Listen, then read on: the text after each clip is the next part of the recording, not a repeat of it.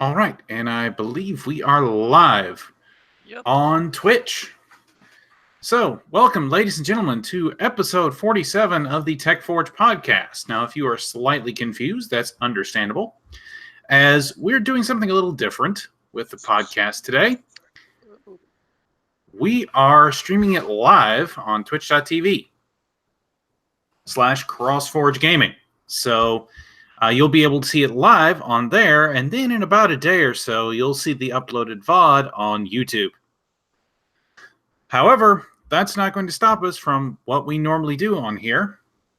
So, let me pull up our notes.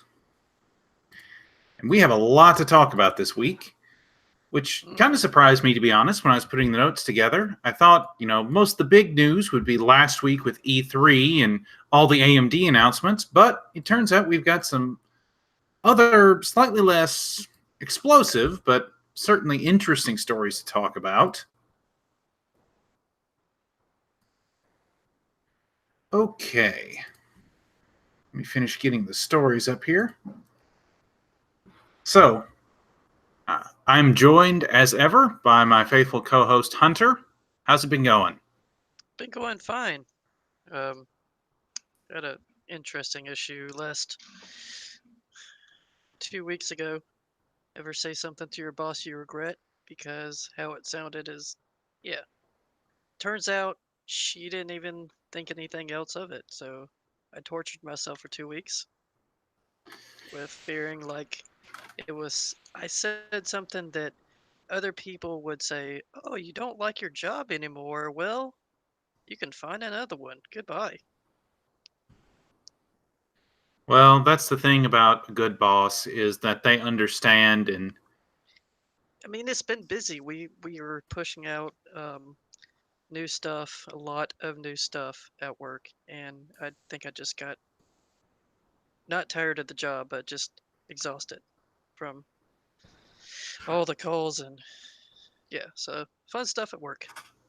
yeah, that's understandable. I mean, the workload where I work has been kind of high recently as well. One of our team members left a couple of weeks ago Mm. to pursue a different opportunity, and so we've all had to ramp up the amount we're doing. And we're trying to do now with a team of 3 what we used to do with a team of 6. So, yeah, fun all around.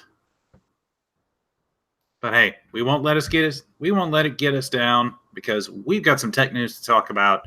We'll start this evening with this article from a non-tech about NVMe 1.4, the specification of which has finally been published. So let me go ahead and share this article. Okay, there we go. And so here we are with NVMe 1.4. This specification is something new.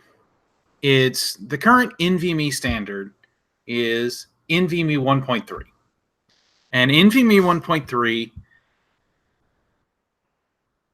is solid in that it gives us amazing speeds, especially over the previous generations with NVMe 1.2. And in particular, there are a couple of changes in 1.4 that give us even better speeds than before, and that should give us some better throughput. And so there are 28 new technical proposals that have been added to the NVMe standard since 1.3. So 1.4 is going to be a much bigger update than before, and several of the sections are now going to include some expansions of existing features. In particular, they talk about how to work with embedded systems or hyperscaler deployments for like enterprise grade virtualization and the like. For most of us, that's not really going to matter too much.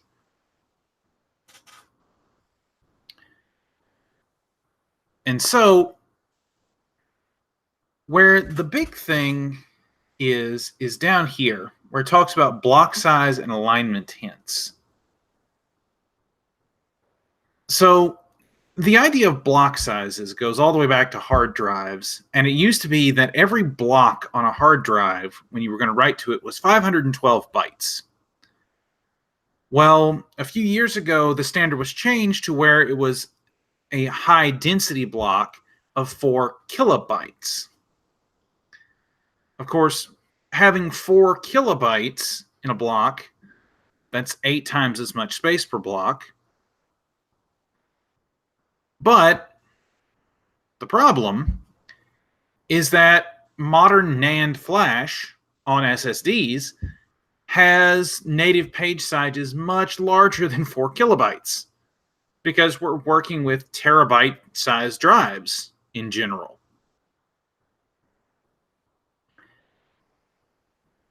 And so, because it's a basic block device, you run into alignment issues as namespace is taken up in the SSD. And in the 1.3 spec, they introduced an idea called the namespace optimal I/O boundary feature, which allowed SSDs to tell the host system, hey, I need to align to this set of parameters to make sure that my reads and writes perform the best.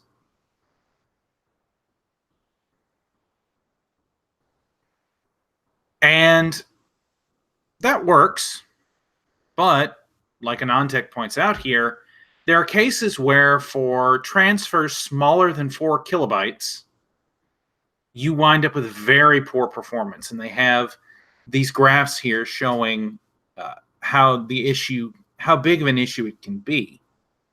Notice for 512 bytes all the way up to 4 kilobytes, you have significantly lower performance. And then you have a sudden jump around the 4 kilobyte mark. And then it slowly tapers off from there with increases in throughput. Although we have a jump in IOPS, or input-output operations per second, that slowly falls over time as transfer size get bigger.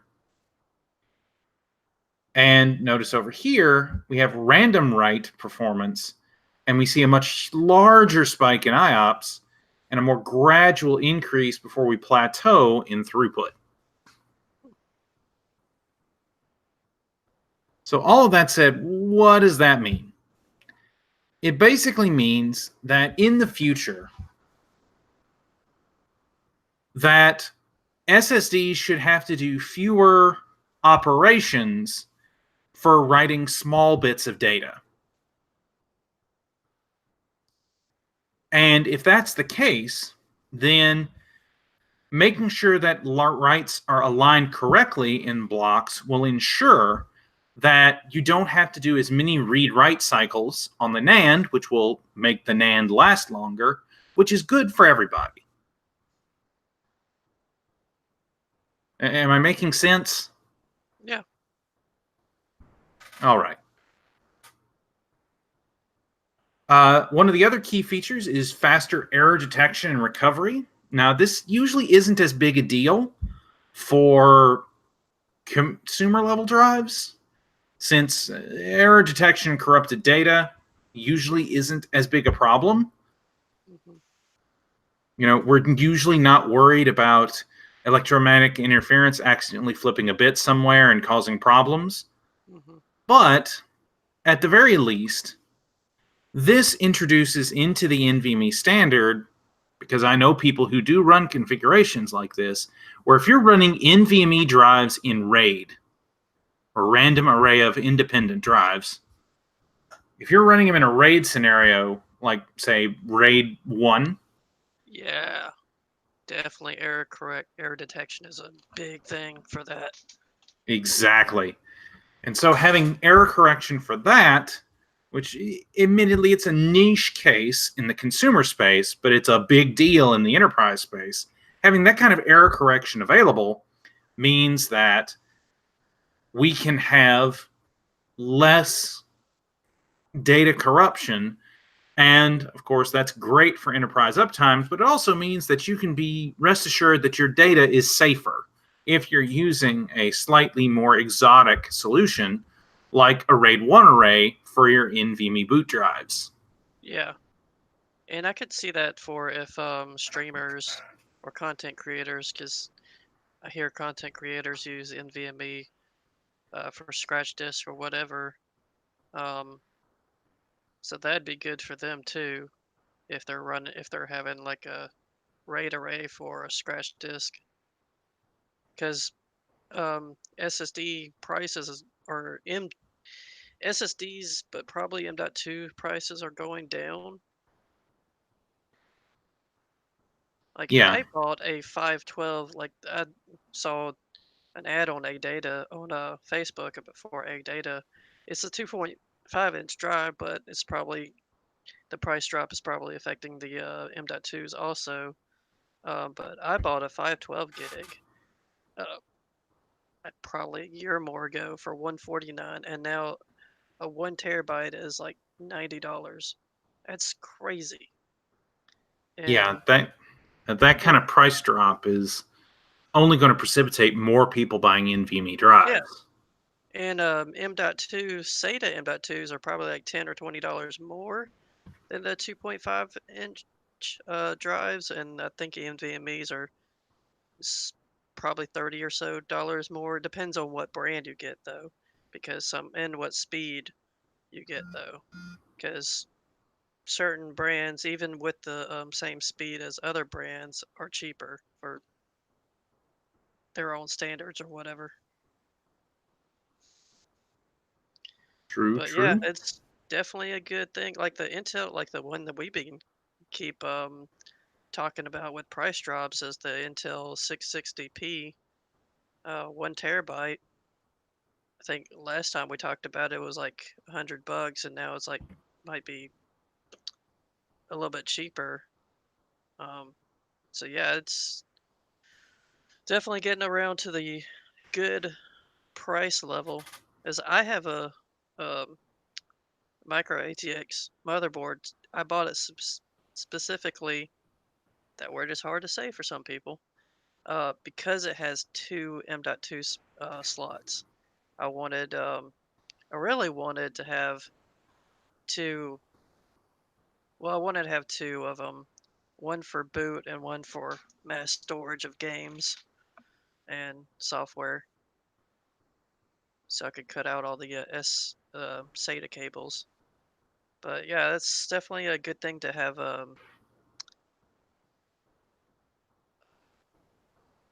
I think I rabbit trailed. Whoops. It's okay. So, yeah, the new NVMe standard gives us lots of new technologies, most of which aren't going to be a big deal for those of us in the consumer space, but for some of us with some enthusiast configurations, it could be a big deal. Uh, One of the things they are including that I forgot to mention is the idea of a persistent memory region. Now, we know that NAND flash is basically it is non-volatile memory that when you cut power to it, you don't suddenly lose all the data that's on it. Hmm. And one of the technologies that both NVMe and SATA-based SSDs have been using for years is a DRAM cache. Basically, they're utilizing basically the same memory chips as you'd find on your RAM that you'd use in your system memory, but they're using them as a cache so that they can accelerate reads and writes. Basically, it catches the information that's being passed to the drive, and then the drive can handle it from the cache and in a time frame it sees fit.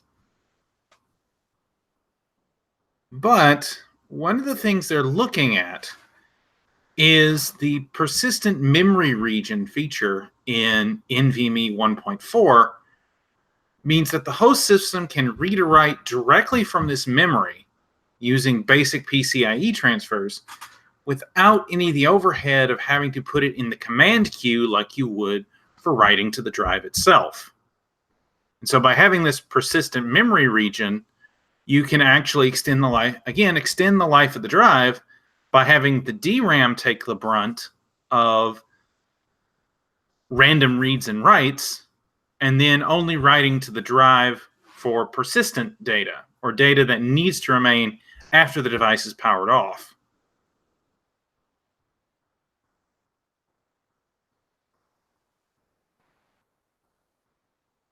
So, in particular, Lite-On has talked about implementing this feature in their data center SSDs already, but this would actually make it a standard across all NVMe drives, which would be pretty neat.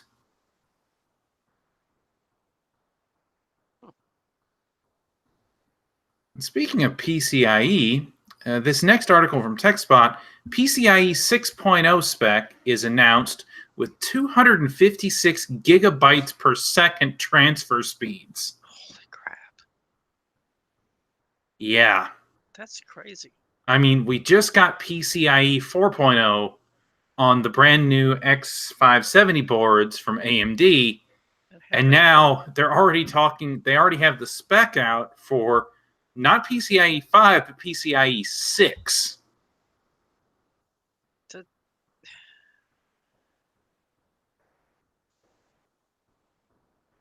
There's a... Crazy. I want to share this particular photo from the TechSpot article. This is from PCIe SIG, the PCIe Special Interest Group is the one that actually puts together the specification. And notice they show the increase over time. Let's see if I can expand. Yeah, here we go. So they show the change over time. The original PCI standard from 1992 had 130 megabyte per second bandwidth. So keep that for reference.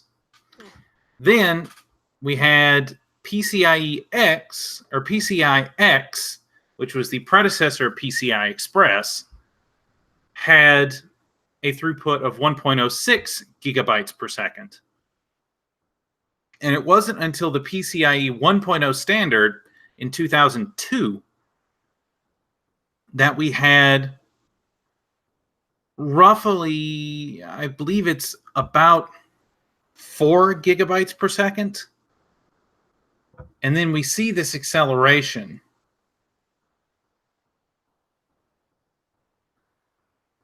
Where, PCIe 2.0, sorry, I had that backwards. PCIe 1.0 was about 1.25 gigabytes per second. And then we see 2, and then with PCIe 2.0, we had around 4 gigabytes per second. PCIe 3.0 gave us 8 gigabytes per second. And then we see this massive jump where from PCIe 4.0 to 5.0 to 6.0 over the last 3 years. And yes, the PCIe 4.0 spec actually came out 3 years ago in late 2016, early 2017. But it wasn't implemented because there wasn't really a need for it until this year, at least in the consumer space. There have been a number of workstation models using PCIe 4.0 for about a year or so, but all that's to say, we're going to see a doubling of bandwidth to 64 gigatransfers per second, which in PCIe 4.0, it was 16 gigatransfers per second. So we're seeing that doubling from PCIe 4.0 to 5.0 to 6.0. So 4 times as fast. And it's also going to include low latency forward error correction to improve bandwidth, backward compatibility with all previous generations of PCIe technology. And there's already 24 member companies of the PCI SIG electrical work group who have met to get started on how they're going to have to, what changes they're going to have to make to the physical standard so that it is both A, backwards compatible, and B, is able to handle all this extra bandwidth.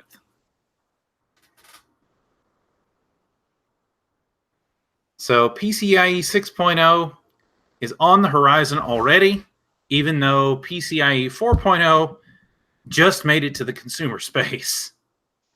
And to me, that's kind of funny. I wonder how many years before we get a PCIe 6.0 motherboard. That's a good question. But, you know, I mean, the thing is, we're not even really to the point yet with graphics cards, which are some of the most heavy I/O devices on the PCIe Express bus. Mm-hmm. We don't even saturate a full 16 lanes on PCIe 3.0 yet, even with the highest end graphics cards. Wow.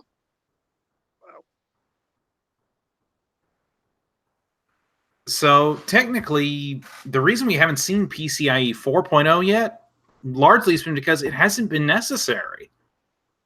But we're finally starting to get cards at the super high end that are getting close to that saturation point. So which cards are really needed? Which cards need 4.0? Honestly, right now, it's mostly the high end workstation compute cards. So like Quadro and whatever AMD The has. really high end ones, yes.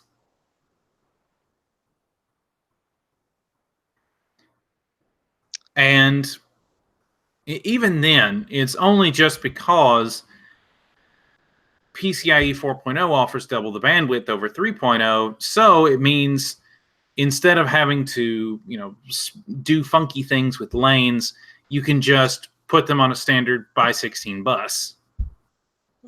Because physically it's the same, but logically or from a performance standpoint, you have almost double the bandwidth.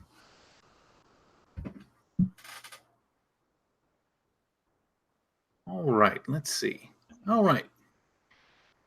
Well, we haven't talked about this before on the show, but given that it's starting to impact PC hardware in a number of ways, the current trade war between the United States and China is causing some shifts in the electronics market, in particular when it comes to PC components. And in particular, according to this report from the Consumer Technology Association that is being reported on here from Tom's Hardware, laptop prices could jump as high as 19% higher due to the tariffs. Now, we're not a political show in the sense that we're not going to debate whether trade wars are generally good for countries or if tariffs are a good thing or a bad thing. That's kind of beyond the purview of our program. But at the very least, we have to acknowledge that there is certainly information out there from expert sources saying this could lead to an increase in prices. Yeah. It's I heard it on affecting Gamers Nexus with their mod mats Mm-hmm. and other tech YouTubers who get their stuff from overseas, from China. Well, I mean, U.S. pretty much gets mostly everything from China, so Yeah, in particular US when it comes to electronics. yeah. So just to expect, if you can't handle the 19% increase, wait for an unknown amount of time, and if you can, just expect the increase. That means the mid-range to high-end gaming laptops are going to not just be $1,400, but maybe $1,600 or $1,700, I guess. Well, and this estimate from the Consumer Technology Association, which admittedly is a consumer trade organization, so they are not a disinterested party, estimates that the average U.S. consumer can expect an increase of around $120 on laptops priced to the national average, which at the moment is roughly $622. Well, that doesn't really sound like a gaming laptop price. No. For most people, that's going to be a fairly average mid-range laptop, something in the $600 to $800 range. You might have some entry-level gaming notebooks in that area, but it's going to be, for example, I was looking at a $750 notebook that was immediately on sale. It had a Core i5-8300H with a GTX 1050. I wasn't considering it as like a serious gaming machine. It's just my current laptop is from 2014, and it's about time for it to be upgraded, even though it's been pretty solid for me. That machine is running a Core i7-4702MQ, so that's a Haswell-based quad-core with 16 gigs of RAM and a GT750M, which the GT750M is actually closer in power to the GT730. So, on the desktop side. Yeah, that's that thing about the graphics chips of the olden days, when it was more of the cut down version of the discrete desktop model. Admittedly, it will play, or I have played, Fallout 4 at medium settings on it at 30 FPS, but Yeah, my first laptop had a 940, a GTX 940M. I was like, cool, I can play this game and this game. So when I played Minecraft, I really wish I didn't play Minecraft, because it was like watching a stop motion picture movie. I understand that. Because the laptop had 2 gigs of RAM. I added the extra gig. That was sad. I can imagine that was quite painful. Yes. But yeah, I know. I understand. I understand that. My very first laptop with a discrete GPU, I got in 2008, and it was a HP Pavilion entertainment PC, is what they called it. It had a Intel Core 2 Duo T8100, which was a solid processor for the time. Dual core, 2.1 gigahertz, good all-arounder for the time period. The graphics chip, though, that was a fun one. I had the Nvidia GeForce 8400 MGS. Ooh. If that sounds familiar, it's because it was one of those G86 chips from Nvidia from that time period that got notoriously hot, and in fact were so notorious for getting hot that they bricked machines, and if not properly cooled, could actually desolder themselves from the motherboard. Wow.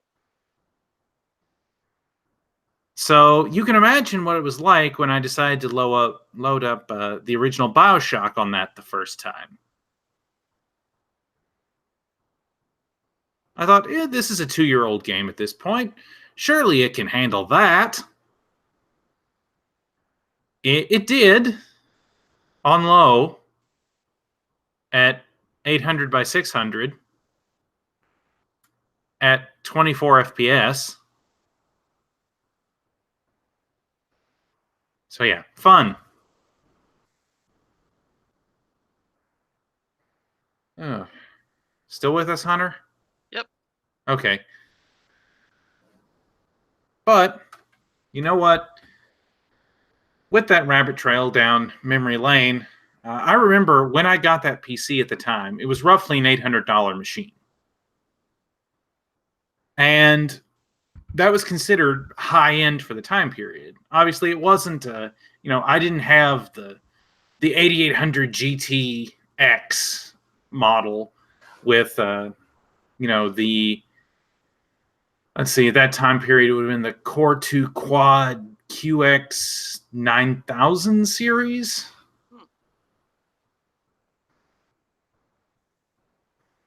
Anyway, I mean, this is the same time period when my main PC that I use day to day was a Core 2 Quad Q6600 with 2 gigs of RAM and an old 8600 GT. Or, well, it wasn't old at the time, but... So I was thinking about the laptops I was thinking about is the Acer Helios 300 from last year, which has the i7 7700. I think it's just 7700. I don't know if they have a K in there, but If it's like most of them, it's probably 7700Q or like HQ. HQ. Yeah, HQ, that's what it was. It's hyper-threaded quad core, I believe. right. But and also the 1066 gig. So that's a 1099 so 1100, so $1,100. And Right. it's a good price for that level. Because the 1066 gig is a little bit more of a cost. But with this price increase, it's a $1,300 laptop. Like that's Yeah, you're looking at uh, an extra $220 on top of what you were going to pay. yeah. And I'm gonna stop myself there. So yeah, just be aware of the price increase and budget your money accordingly. Indeed. And for the interest of full disclosure, the company that it put forward this report is the Consumer Technology Association, and they are a representative organization of U.S. consumer electronics industry manufacturers. So take that with the appropriate grain of salt, but we could see an almost 20% price increase in what had been previously commodity consumer goods in the electronic space, in particular with laptops, computers, and phones. So, Yeah, save your pennies. which is perfectly awesome with Ryzen 3000 coming out and other stuff coming out that is going to make your wallet sadder. Yeah, we'll talk about that in a little bit. But hey, if your wallet is feeling a little bit light, then Kano PC might have the thing you're looking for. And I don't know how many of you heard about the original Kano kit. The Kano Kano kit was a kit designed for kids to help them build what was essentially a Raspberry Pi single board computer from scratch and help them understand how computers work. And it also came with software to teach them how to do creative things on their computer, like draw, edit photos, but also how to create code, how to Yeah. Assemble, do basic robotics and things like that. It was a nifty little kit for right around $100. And if you had a kid in your life who you wanted to introduce tech to, it was a solid choice. It still is. Mm-hmm. Well, Kano has introduced the new Kano PC kit. It's still aimed at kids, but you wind up building a solid entry-level computer that literally you can do with your kid for $300. And so I want to share this from PC World. This article is Mark Hochman over at PC World. Now, this is due out in October, but you see here what it looks like. It's got one of those covers that you see on like the Microsoft tablets. And the PC you wind up building is going to be more tablet-like in its specs, but it runs a full copy of Windows 10. Now, admittedly, it is Windows 10 in S mode, meaning that you can only install things from the Microsoft Store, but there are ways around that. But for $300, this is designed how to teach kids to build their own PC. It includes basic explanations of how the individual components go together, how it fits together and how it works. And it includes a lot of the related software from the original Kano single board computer, which was the same teach you how to code, how to connect to the Kano World online community, how to build projects, and it includes a trial version of course, Microsoft Office. Now, when you get done, your Kano PC looks a little something like this, which for your kid is pretty neat, in my opinion. So we'll close this. And like I said, it does ship with Windows 10 in S mode, so you're limited to Office and apps from the Windows Store by default. But it comes with the Minecraft Education Edition. Minecraft Education Edition, you might remember, is the one where it's mostly all about using creative mode. And here are the specifications. Now, this is not going to blow the doors off of any available PC out there, but the specs are pretty respectable. You have a Intel 1.44 gigahertz Atom X5 Z8350, again, a tablet level processor, but if I remember correctly, it is a quad core. You get 4 gigs of DDR3, low power, that is soldered onto the board, so it is not expandable, unfortunately. 64 gigabytes of eMMC storage, but it does have a micro SD slot, so you can expand it, and I think you can accept all sizes of SD cards, including XD-XC, up to, I believe, 256 gigabytes. Not bad. So it comes with two USB ports, one at 3.0 speed and one at 2.0 speed. It has dual band BG and N Wi-Fi at the 2.4 and 5 gigahertz bands, Bluetooth Low Energy 4.2, an 11.6-inch screen with a single HDMI port, and it does come with a 3.5 millimeter jack. So maybe they don't have the courage of Apple, but hey, at least you'll be able to listen to your music without having to buy a dongle. Yep. So I'm excited about it. I've thought about it when it comes out, just getting one of these just to see what it is, how it'll do. And even if... Go ahead. I was thinking about that too. Like, it'd be a good idea to buy one, put it together. That way, if anybody has questions about, hey, I want to get my son a computer, but I don't know which one to do, which one to buy, and I might want to teach him how to use a computer. Like, that would be a good way to recommend a starter builder piece, laptop or tablet, especially since you've already built it. You already know how everything works. And then you can say, hey, yeah, and while you're at it, teach your kid to code, because coding jobs are all out there, and you can even do coding from your computer. I mean, not in a building or anything. Freelance coding jobs when he or she gets older. Yeah. It's a great idea. Agreed. There are a few pictures I wanted to share from the Kano website real quick. So let me do that.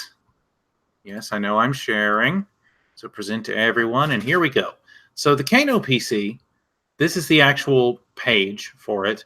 Notice they show the assembly here, bits and pieces of it.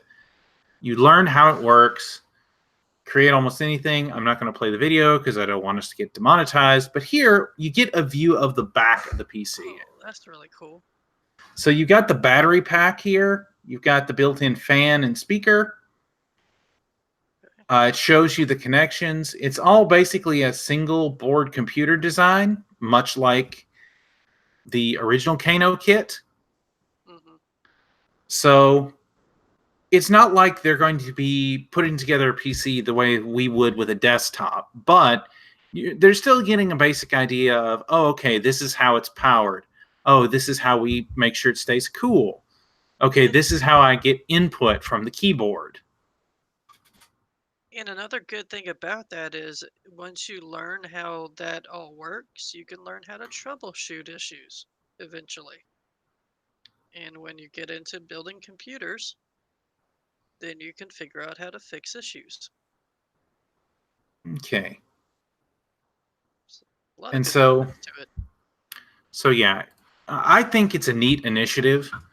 And the price is right to where at that $300 threshold, that I think it's viable for most people. It's not outlandishly priced.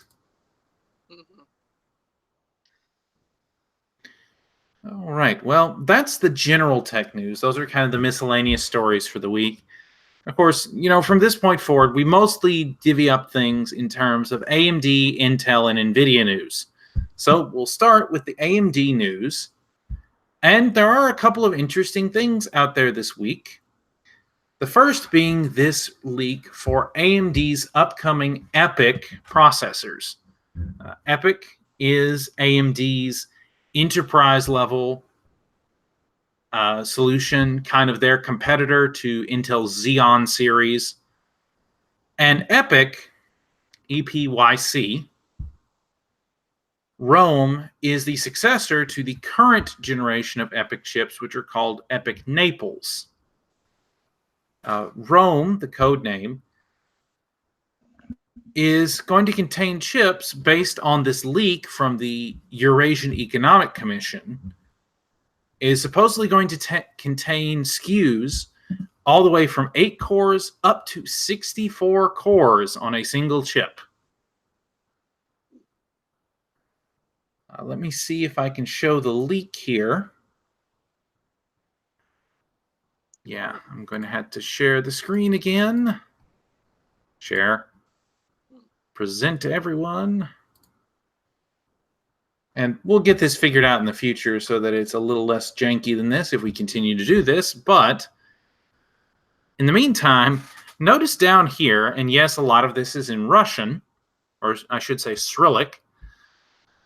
But notice they talk about the EPYC 7000 series, and we have a number of different SKUs mentioned. We have EPYC 8-core microprocessors, including the 7252, the 7262, the 7252P. Then we have 12-core processors in the 7272, a 16-core processors. Here we have the 7282, the 7302, and the 7320. In 24 cores, we have the 7352, the 7402, and the 7402P. For 32 core processors, we have the 7452, the 7502, and the 7542. These are going to have 225 watt TDPs. And the 7502P, which is 180 watts. I'm assuming the P variants likely are the ones that are the lower power variants and will likely have lower clock speeds. Then we have 48 cores, but most importantly, the 64 core SKUs, the 7702, which is a 200 watt part, the 7742, which is a 225 watt part, and the 7702P, another 200 watt part. Oh, one thing to add, the P suffix denotes models that are designed specifically for single socket server configurations. Okay. So yeah, they would not have the additional Infinity fabric. Yeah. So, in case you didn't catch all of that, here Tom's Hardware has put together a nifty little spec sheet with all of the relevant SKUs, if I can get them all to fit on screen at once, because there were a bunch of them. So here we have all the way from 8 cores, 16 threads, all the way up to 64 cores, 128 threads, and TDPs from 120 watts all the way up to 225. That's kind of nice having a 16 core, 32 thread processor at 120 watts. That is pretty impressive. Yeah. Even a 12 core at 120. So, if assuming this leak, of course, is correct, then we have basically the entire product stack for EPYC. And we know EPYC usually serves as the basis for Intel's Threadripper CPUs. Mm-hmm. And so it would not surprise me at all, now that we have 12 and 16 core consumer chipset CPUs on the AM4 socket, if we see in the near future 16, 24, and 32 core Threadripper chips on the TR4 socket. These are a lot more models than Intel has in their Xeon lineup. Over the same range, yes. Yeah. The E series, well, let's see. Yeah, even on Intel's website, there's only 3, but they're E5 family, E3 family, and E7 family. So probably is a lot more variety.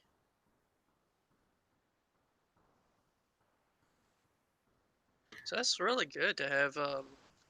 Like I was thinking, like having a 12 core or 16 core at 120 watt, and if a company, business, or person needs more than that, it's not that bad of a wattage price. I'm sure these probably depend on clock speed too at the different wattage range.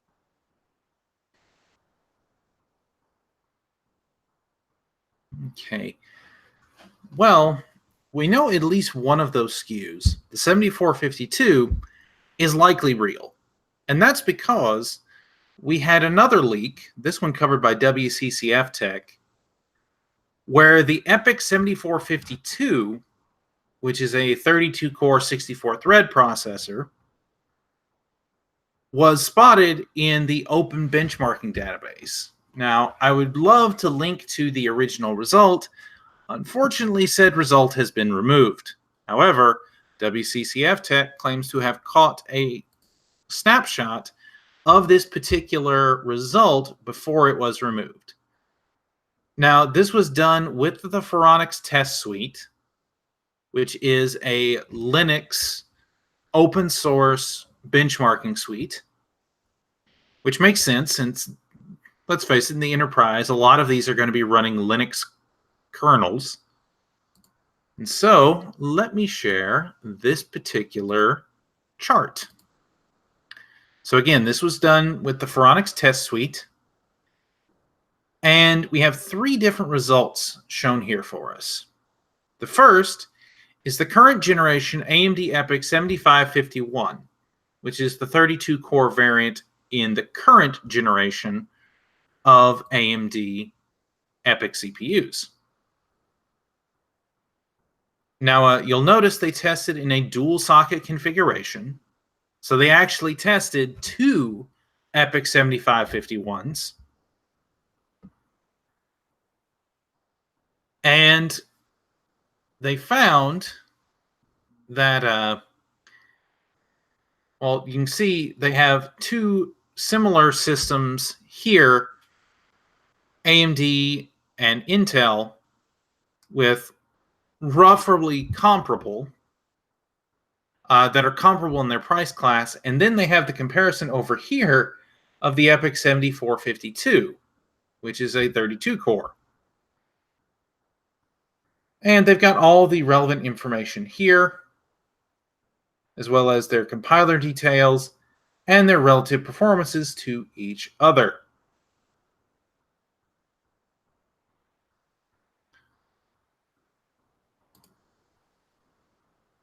And so if we come down here, here are the results of the various tests.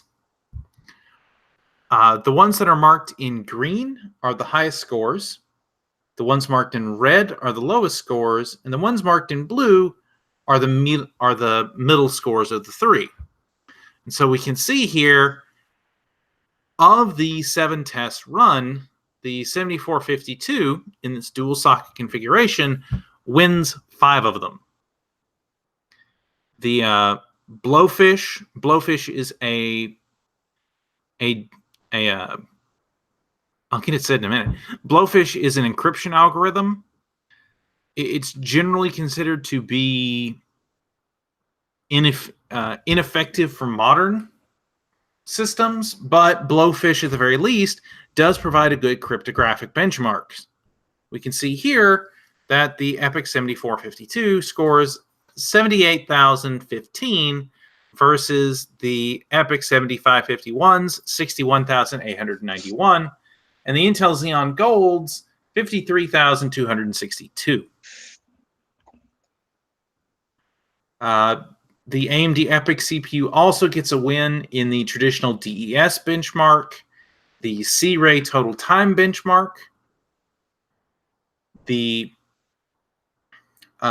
small PT global illumination renderer, and the OpenSSL RSA 4096-bit performance test. Again, RSA 4096-bit being the being another encryption algorithm.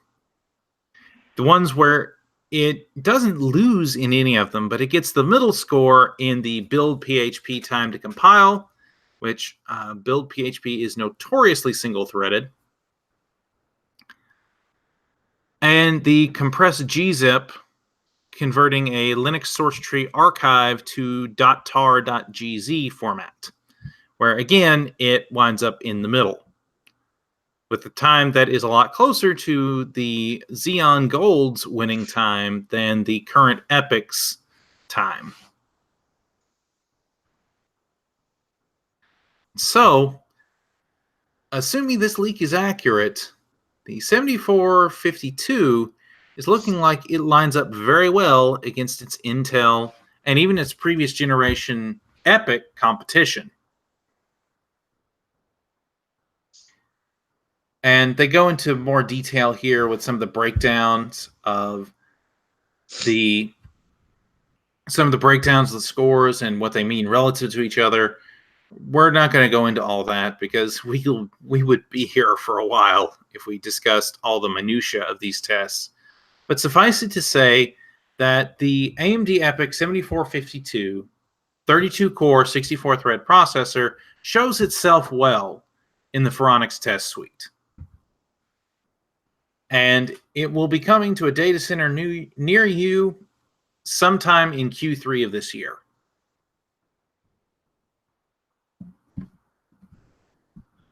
All right, and that brings us to our last bit of AMD news. Now, this one's also from Tom's Hardware, but their source is Mr. Tom Apisak over on Twitter.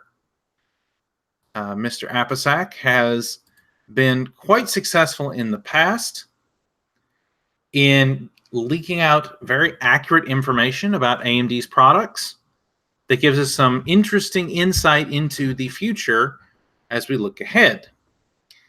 Now, this particular bit that he dropped on us is from Geekbench. If we go take a look at the Geekbench score, which will now share.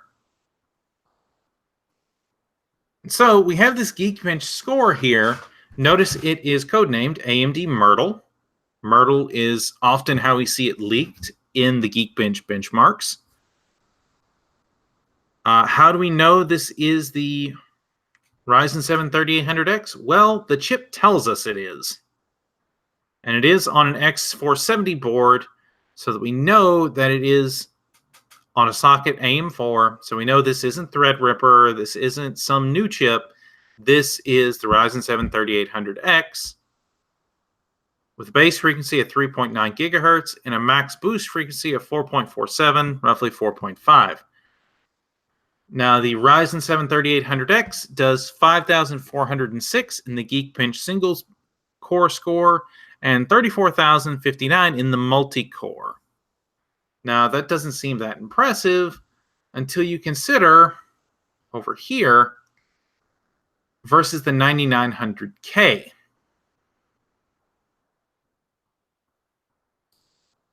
If we do the comparison over here, we see that the 9900K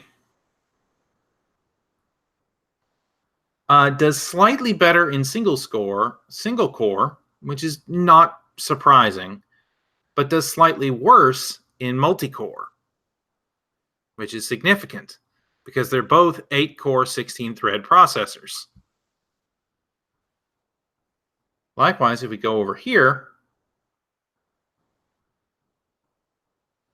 again, this time on a Z390 Aorus Master board, we see scores that are actually a lot more similar, although the multi-core score is significantly dropped. And of course, as with all leaks about engineering samples and early leaks about a processor, take them with a grain of salt. So, regardless, these have leaked out onto the Geekbench database and gives us an early idea of what we can expect from the Ryzen 7 3800X and the other processors in the Ryzen lineup. And honestly, if the Ryzen 7 3800X is competing solidly with the 9900K, which costs about $150 more, I'd consider that a win.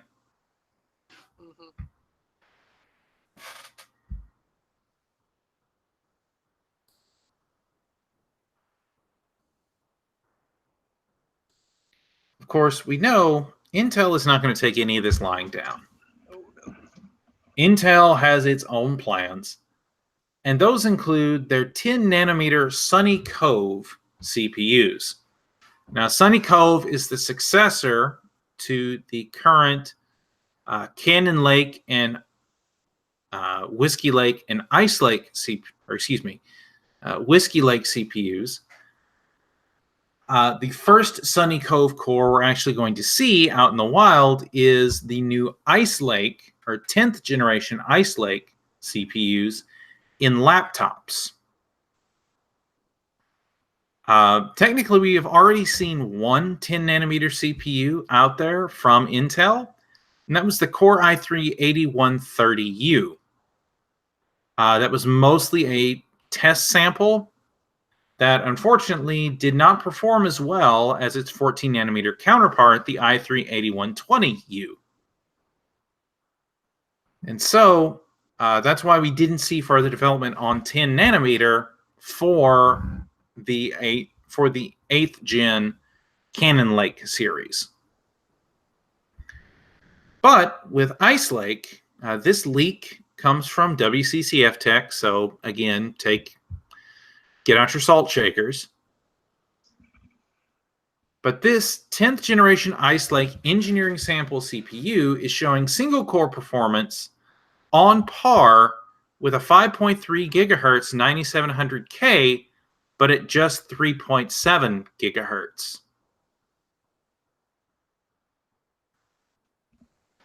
Now, where this leak comes from, it does come from a Chinese forum. I believe they mentioned, it's the Chinese forum, the tech enthusiast forum, Chip Hell.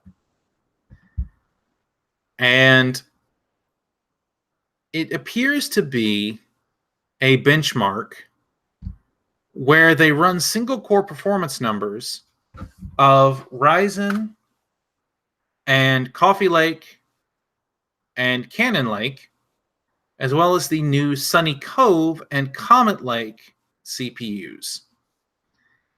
Now, again, this is a leak from a forum, from a person we don't know, so take it with a grain of salt. But the interesting information here is this little chart. Again, we don't have a way to vet this, but what this is the CPU-Z scores. CPU-Z, for those of you not aware, is a hardware information program designed by the CPU ID company that gives you information about your processor, extensive information about your processor. And what it does is it has a built-in benchmark. Now, it's not a benchmark that is used very seriously in the benchmarking community, but it's still a benchmark that can give you some idea of relative performance between CPUs. And so, what they did is they ran the CPU-Z single-threaded benchmark on these engineering samples and compared them to readily available CPU-Z single-threaded runs in the CPU-Z database. And here we have, at the bottom, the Ryzen 7 2700X, which is known for having relatively low single-thread performance compared to its Intel counterparts due to its relatively low clock speed at 4.35 gigahertz. It has a single-thread score of 488.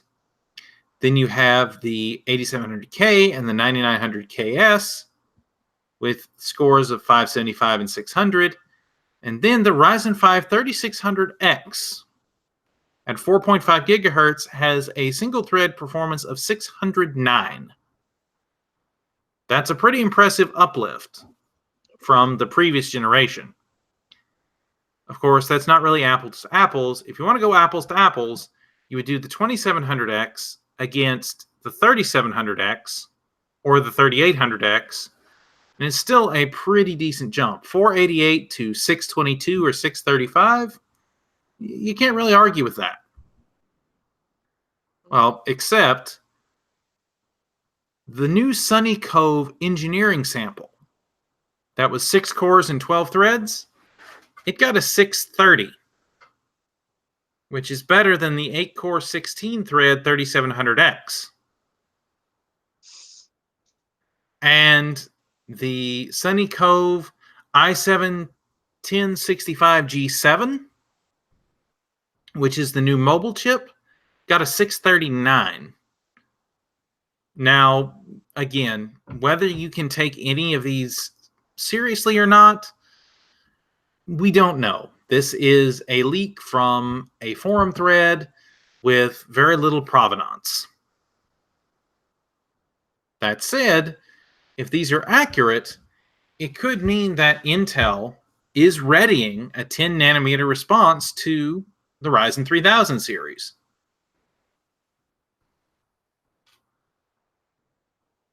Yeah, what do you think, Hunter? Yeah, it's very interesting. Um, I'm interested in seeing. Hold on a minute.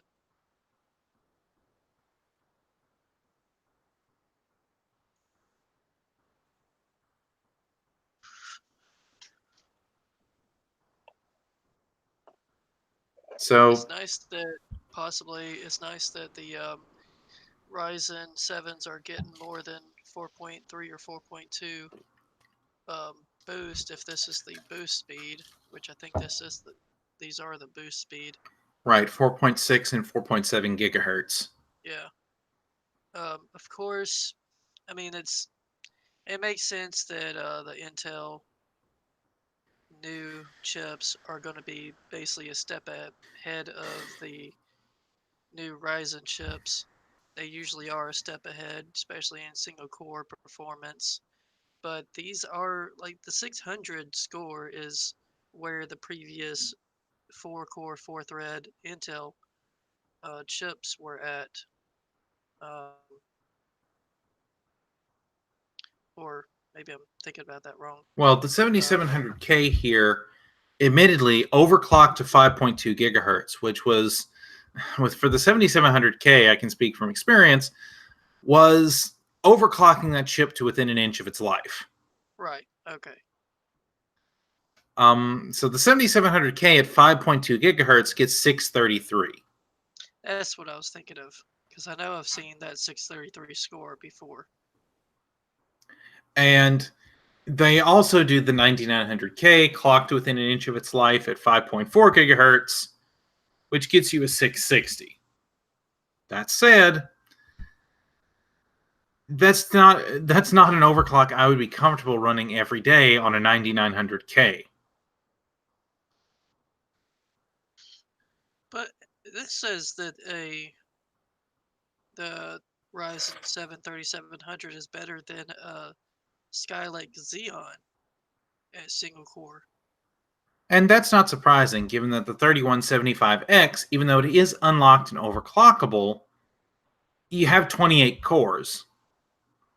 And so it's designed to spread its workloads over a large number of cores. So in single-threaded tasks, it's not quite as good. Oh, okay, gotcha. Yeah, that's the thing to remember about this entire test, is it is single-threaded performance. Yeah. And so, because it is single-threaded, it's just taking into account one core of each of these, which is why generally you see the Ryzens in the middle of the pack, and the Intels, generally dominating toward the top, because that's Intel's advantage. It has been for years, is single-core performance. But having the 3800X getting up to where Intel has been dominating is pretty interesting. That it is.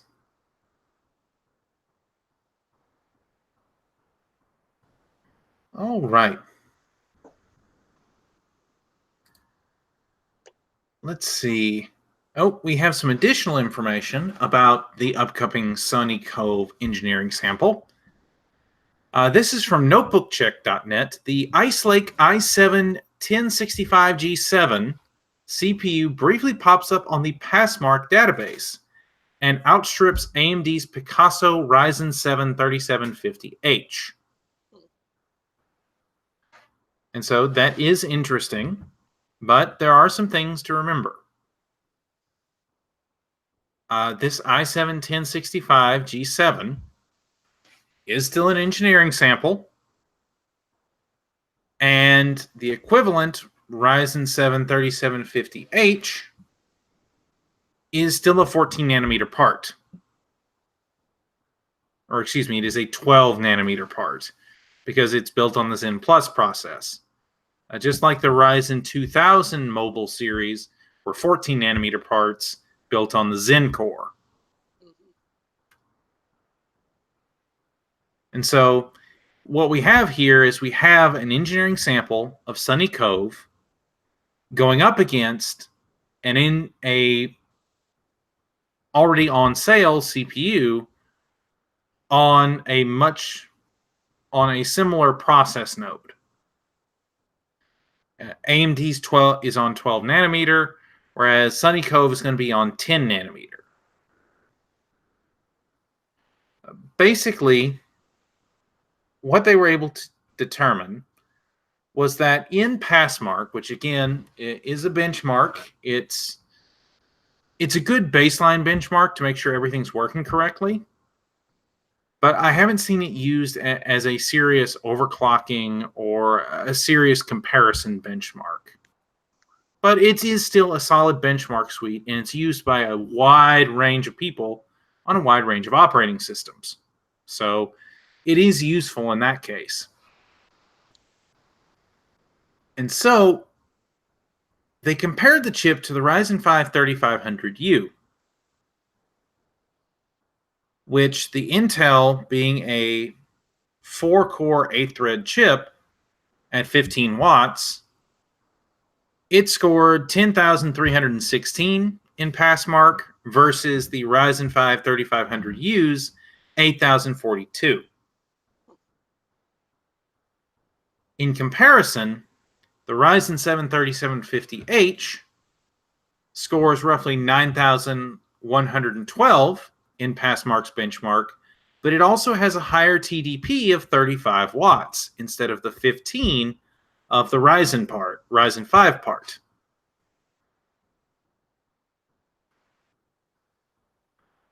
And so it's not surprising to see that watt for watt, yes, Intel is winning the efficiency war.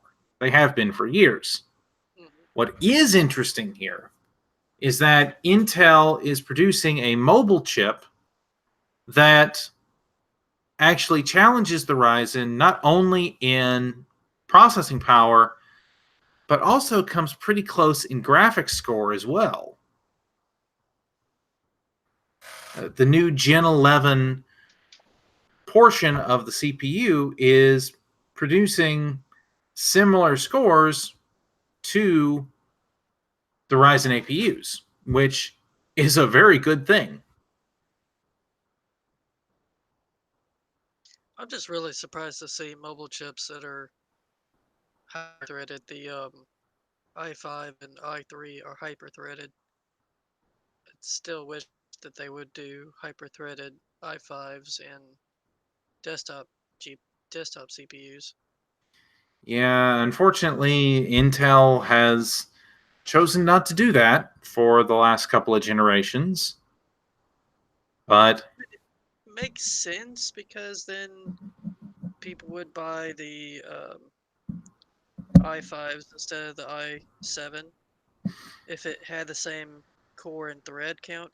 If, like we've talked about before, if they did an i5 at 4 core 8 thread and an i7 at 6 core 12 thread, or 8 core 16 thread, and then the like the i5s, one of the previous generations, at 6 core 12 thread, that would make sense because people who don't need 8 cores and 16 threads can buy the 6 core 12 thread i5s, and maybe it just have like one i5 as that, and then like the others are not hyper threaded. And in my mind, it would make a lot of sense. But Intel chose to do what they did for their own reasons, which is fine. It's their company. yeah, I was actually watching a video earlier today put out by Paul of Paul's Hardware, where he implored Intel to bring back the 2500K. Not that chip specifically, but a Core i5 like the 2500K that gives you a large amount of overclocking headroom at a solid $200 to $250 price that gives long range longevity. I mean, Yeah, yes, that is true. Sandy Bridge was a revolutionary architecture for its time in 2011. And I mean, even to this day, I have a computer. Well, I had a computer. I recently disassembled that machine, but I still have my Core i7 2600K with 16 gigs of RAM on the motherboard, a Z68 motherboard, and that is still a solid daily driver machine to this day. Yeah, And it overclocks, like it still overclocks really well. I can go in and set the multipliers, and as long as I have a good enough cooler slapped on top, I can be sitting there at 4.4 gigahertz all day long, yep, which was at the time very impressive. And so I would agree with Paul in that. Intel, give us a new 2500K or 2600K. Because frankly, the Core i5 9600K and the Core i7 9700K just do not compare in yeah. terms of value for the money.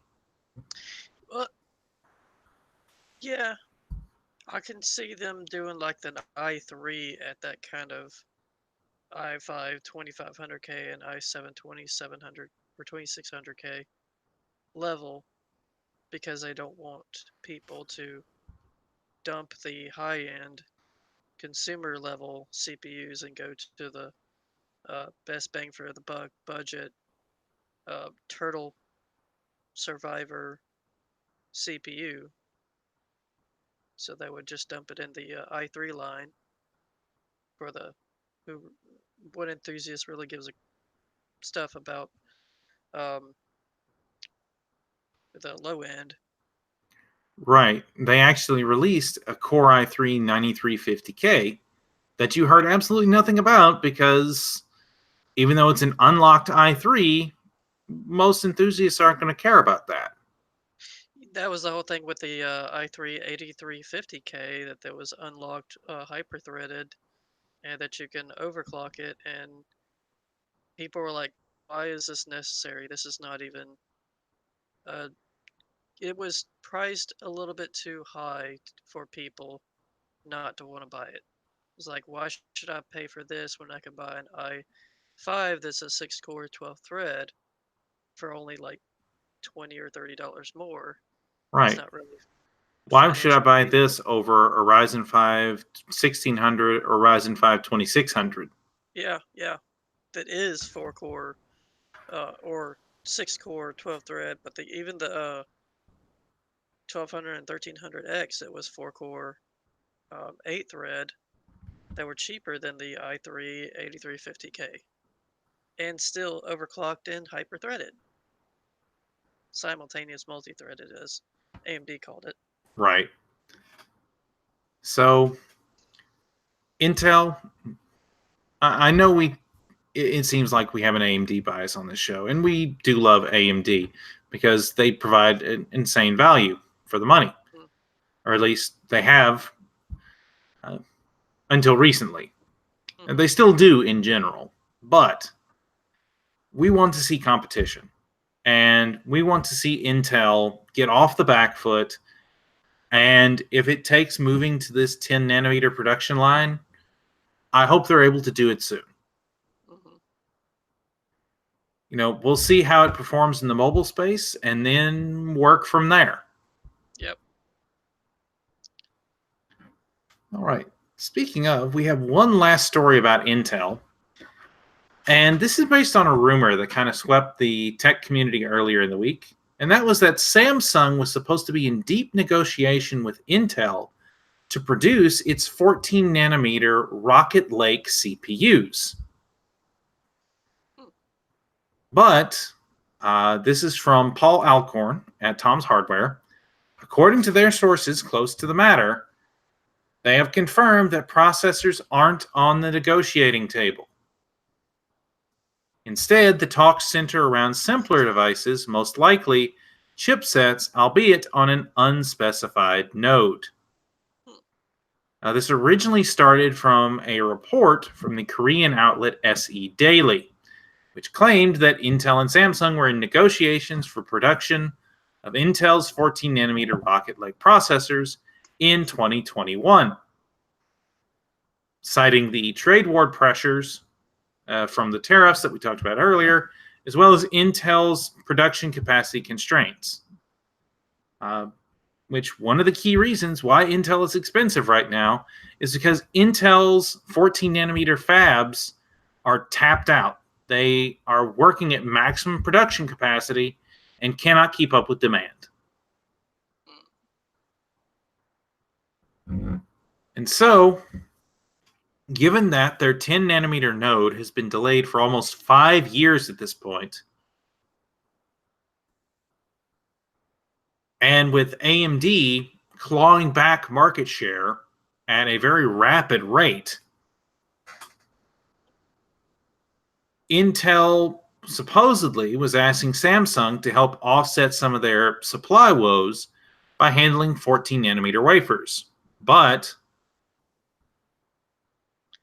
as it turns out, yes, Intel and Samsung are in negotiations, but the talk centers around chipsets, which Intel has done that in the past with other fabs. They asked TSMC to do some work on Atom processors, as well as chipsets for other motherboards and CPUs. And so in this case,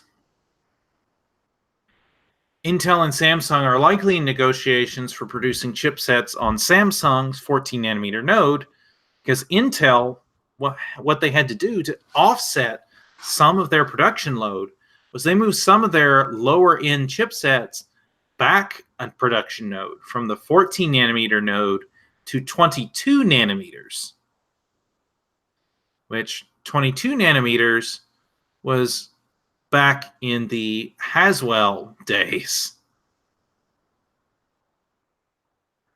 So it is a very mature node and is very cheap to produce on, but it also means you have more heat constraints. Mhm. Still, if they are able to strike this deal with Samsung, it would help them avoid the China tariffs because they'd be working with a South Korean company and South Korean facilities, which of course are not affected. We know that Intel had already started moving some of their packaging and testing facilities to Vietnam, and they have moved their PCH or chipset assembly and testing from Chengdu in China to Ho Chi Minh City in Vietnam. Hmm. So, Samsung and Intel are trying to work out something. We just don't know exactly what yet. It's likely chipsets or some kind of simpler devices for Intel, but again, we don't know yet.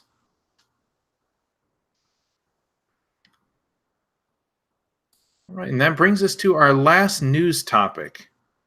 And part of the reason I save this for last is, again, a lot of this is based on speculation and based on leaks, and it is from WCCF Tech, but we talked a little bit last week about Nvidia's Super lineup that they're supposed to be revealing later this week. And so the RTX Super graphics cards, according to WCCF Tech, will feature the RTX 2080 Super at $799, the RTX 2070 Super at $599, and the RTX 2060 Super at $429 for their manufacturer suggested retail prices. And so, according to their source, the announcement date is currently hazy, but the most likely date, according to them, will be on June the 21st, which is going to be tomorrow when we're recording this. But when you all see this, will likely be in the past.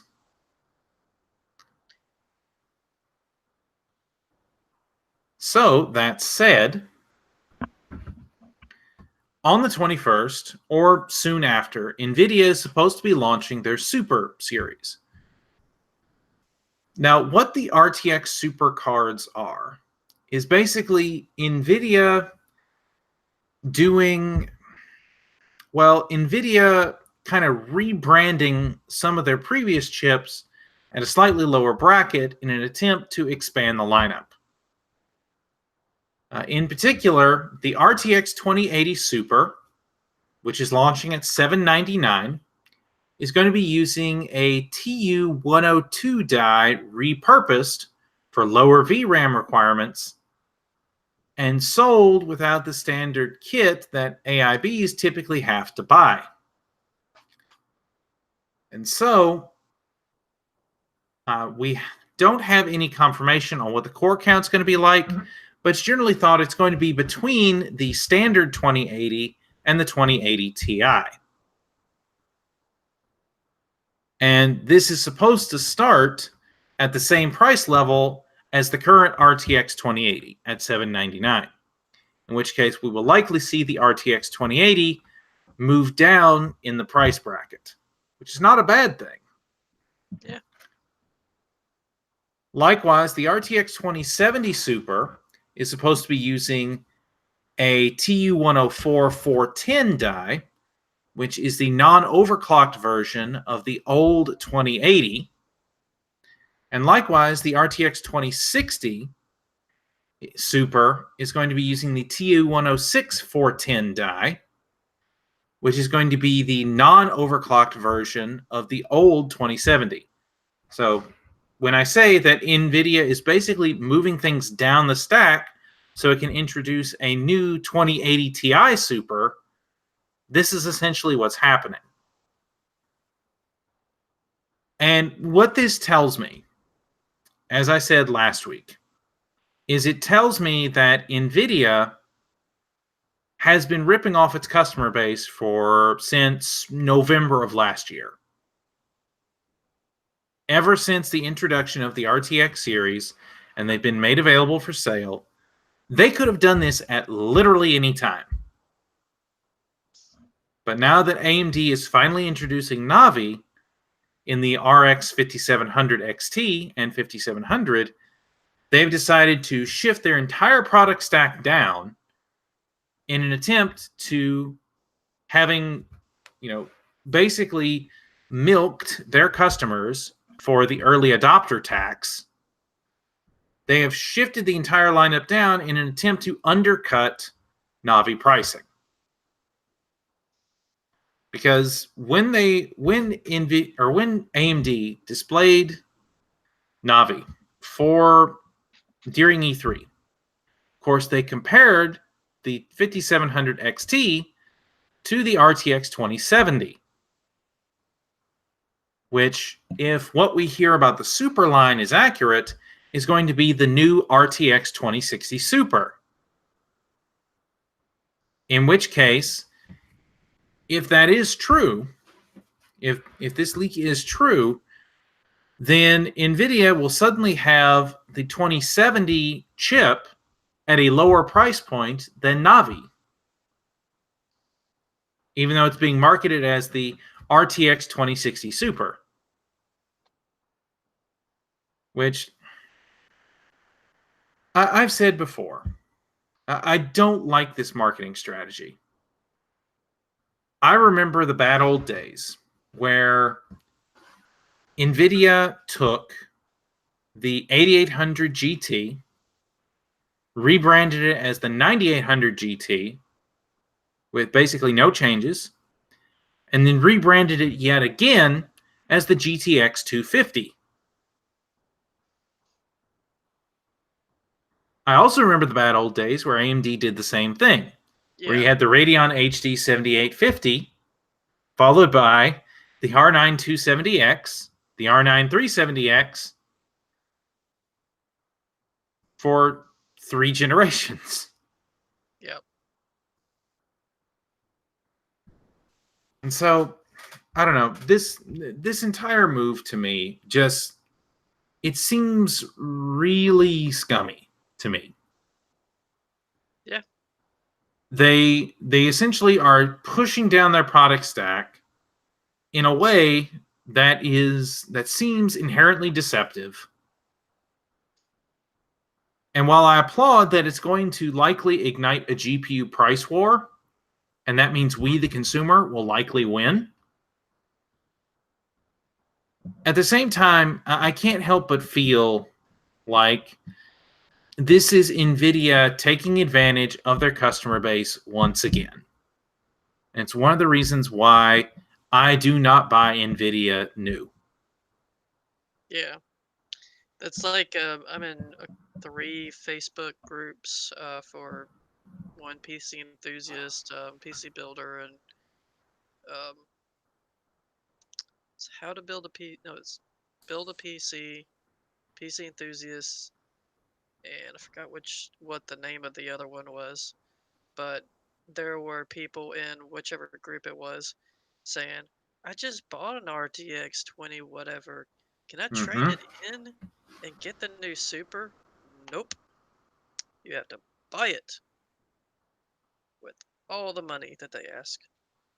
Yeah, and that's the thing that definitely ruffles my feathers about it. It seems like it seems dishonest in a certain sense. Yep. But hey, if it works for them and it makes them money, I guess all I can do is continue to not buy Nvidia new. Mm. I have no qualms buying them used, but I have resolved that I will not be buying Nvidia new as long as they continue these type of practices. Well, the people who bought RTX cards, I don't know, a couple months ago to some time ago when they came out, they weren't really being used. The RTX part wasn't really being used much. The RTX on and DLSS. DLSS wasn't really being benefited too much because only like 1 to 3 games used it. Pretty much. So it wasn't even, it was definitely bragging rights kind of thing. Because it's not like buying a graphics card when, I don't know, 100 games are out using that software, using the new stuff. So even now it's going to be, well, with the price increase, I would hope, even though I know it's not going to happen, I know people are still going to buy the super level cards because people are enthusiast people will buy it because they have to have the hottest new thing when it comes out. Um, and these are the kind of people who had the 9800, the GTX 980 Ti triple SLI. That's what I was thinking. The super enthusiasts. They will go out and buy the newest thing when it comes out, whether it's being used in games or not. Yeah, in the gaming space, I believe they're referred to as the whales. Yeah, yeah, and they probably have. Of course, they would have to have the big buck jobs to afford all that. The Ricer PC kind of people, I guess. Um, I think that's still a term that people are using, but not Yeah, too the often. yeah the don't get me wrong. I'm glad that we are finally having a little bit of competition. Hmm. That, but I don't know. We'll just have to see how it turns out. I do hope it sparks a bit of a GPU price war, and if it does, that means we as the consumer win. Well, shoot, next year's going to be a GPU price war with Intel coming in, Yep. so that's going to be fun. And if Intel can actually make a splash in the space, it's going to be interesting. Yeah. All right. Well, it is time to almost wrap up the show, but we do have a couple of hardware deals for you this week. So, if you're currently watching this live on Twitch, then of course you can go and check out these immediately over on Newegg. But we have two different sets of RAM for you this week. And which one you'll prefer, because they're about the same price, will depend on your choice of aesthetic. The first is a set of Gale 16 gigabyte DDR4 3000 Super Luce, or Super Luce, I should say, Tough Gaming Alliance RGB RAM. So if you need all the RGBs, then this is the RAM for you. And it is solid DDR4 3000. It is certified to work with both Ryzen and with Intel platforms. And you're getting 16 gigs of DDR4 3000 for $67.99. That's nothing. That's excellent. Yeah. And if you want that RGB bling, hey, you get that too. But what if you're not into the RGB bling? Well, you have this set of Crucial Ballistics Sport LT, which is low profile, if that's important for your situation. But it does not have RGB, but it is DDR4 3200 speed. So if you need slightly faster RAM with built-in XMP profiles for DDR4 3200, then this can be had for literally $2 more at $69.99. So either way, for $70, if you want the flash and the bling, you can go with the Gale kit. If you want speed, but you want a minimal aesthetic, which admittedly, I've been looking at this kit because I have a black and white motherboard that these would slot in very nicely to. For $70, DDR4 3200.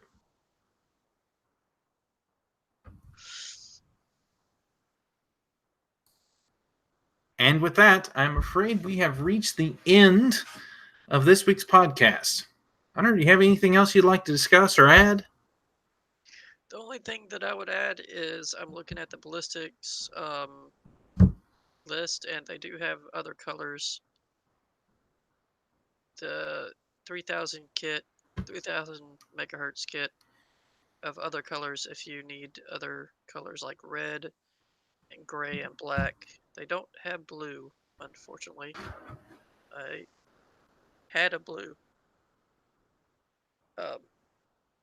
motherboard. My previous motherboard was blue.